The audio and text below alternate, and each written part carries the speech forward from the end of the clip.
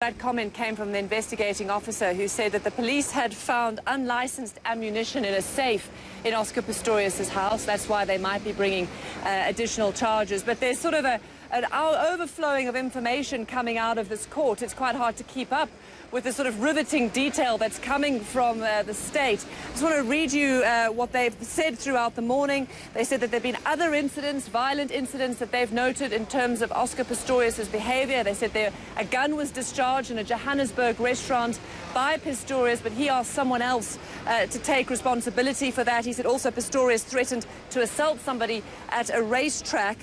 We're also hearing that they think he is a flight risk, which is why they are opposing bail. They say he has offshore bank accounts and a house in Italy, and that's why they say they want him to spend the next few months in jail behind bars until a trial date is set.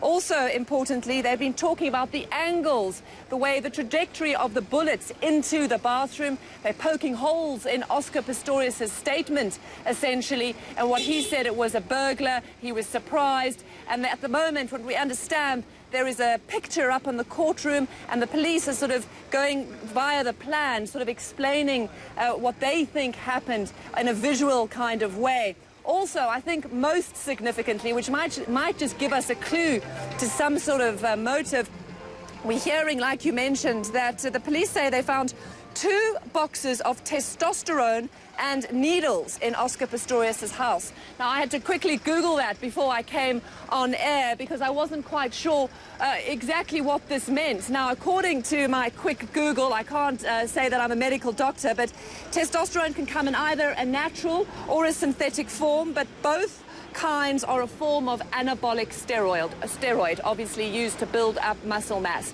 So the implications of that, well, that might give some indication to motive, because we do know, according to other reports, that steroids can trigger some sort of violent reaction. It's called roid rage here in South Africa. Whether that's what happened, well, we'll hear as this case continues throughout the day. Yeah, I'm sure a lot of people will be very curious about that development. Basically, this bail hearing, Robin, boils down to whether prosecutors thought this was premeditated, the arguments that this may have been some kind of self-defense on Pistorius' part. In terms of the body language, in terms of the picture in court, where do you think the argument was moving?